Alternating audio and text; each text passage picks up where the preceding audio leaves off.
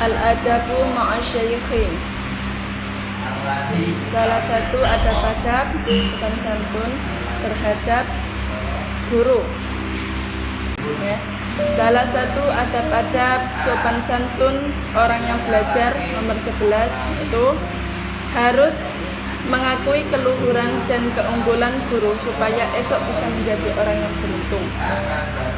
Jadi orang yang mengakui keluhuran seorang guru itu akan menjadi orang yang beruntung. Beruntung dalam artian apa? Beruntung dalam artian akan menjadi manfaat, ilmunya akan menjadi manfaat.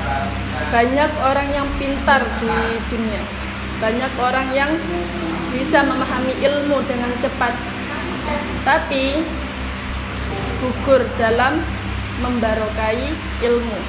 Karena apa? Karena Allah tidak restu sama orang yang tidak mengakui keluhuran atau keunggulan seorang guru. Jadi luhur, meluhuri, memuliakan, membangsawakan. Jadi kalau kalian bertemu dengan guru, itu harus memuliakan gurunya. Memuliakan dengan cara membangsawakan, meratukan, ya, mengagungkan itu. Itu adalah salah satu adab-adab yang harus dilakukan seorang belajar. Salah satu adab-adab sopan santun orang yang belajar nomor 12 yaitu harus sungguh-sungguh membuat guru ridha dan menghormati guru dengan ikhlas, karena hal itu yang membuat pelajar menjadi orang yang utama. Yang berkaitan dengan bait yang sebelumnya, jadi kita itu harus bersungguh-sungguh membuat guru kita ridho. Bersungguh-sungguh, definisi sungguh-sungguh itu apa? Melakukan dengan benar-benar, mencintai dan membuat guru kita itu ridho, membuat guru kita itu merestui apa yang kita lakukan. Jadi harus meridhoi dan cinta sama gurunya. Lalu bukan cuman guru membuat guru ridho, kita juga harus menghormati guru dengan ikhlas. Ikhlas itu kita menghormati bukan cuman hormat doang, tapi harus ikhlas dengan hati, harus menyenangi guru. Ikhlas itu senang dengan guru, karena hal itu akan membuat pelajar menjadi orang yang utama. Kalau kalian ingin utama, ingin menjadi orang yang berhasil, itu harus menghormati guru, harus menghormati dengan ikhlas. Imam Baihaqi menceritakan hadis ma'ruf dari sahabat Abi Hurairah radhiyallahu an, tawaddu'lah kamu sekalian terhadap orang yang mengajarimu. Jadi kalian itu harus bertawadhu kepada guru yang telah mengajari. Tawadhu itu apa? Harus merendah diri. Ya, kalau ada guru itu jika guru menjelaskan sesuatu yang telah dijelaskan kepada guru yang lain, itu seakan-akan kita itu mendengarkan sesuatu hal yang baru. Jadi seakan-akan kita itu tidak tahu apa yang telah disampaikan kepada guru. Jadi seakan-akan kalian itu merendah diri, walaupun guru itu telah menyampaikan sesuatu yang telah sama dengan guru yang lain, atau guru itu tadi pernah menceritakan hal yang sama, maka kalian harus mendengarkan seakan-akan mendengarkan hal yang baru. Itu adab-adab, salah satu adab-adab orang yang belajar. Harus tawadhu terhadap orang yang mengajari. Wa kana lan ana andal Mughirah mungguhe al Mughirah mahabatu watine al Mughirah Ibrahim maring Syekh Ibrahim iku mitla mahabati ngumpamane wedi maring ratu al miri wala kang muasani iya amiri. Jadi Syekh Mughirah itu menghormati Syekh Ibrahim seperti menghormati kepada ratu. Jadi kalau Syekh Mughirah itu telah memberikan salah satu contoh ya. Mughirah itu adalah muridnya Syekh Ibrahim. Jadi caranya menghormati beliau, caranya mencontohkan kepada kita itu bagaikan menghormati gurunya seperti menghormati ratu. Jadi kalau kalian bertemu dengan guru, ya dengan guru, seakan-akan kalian itu menghormati ratu. Ratu itu disanjung seperti apa? Seperti ratu itu disanjung seperti apa? Seperti kalau beliau makan itu diambilkan, ya. Kalau kita berbicara dengan ratu, kita harus merendah dan menunduk.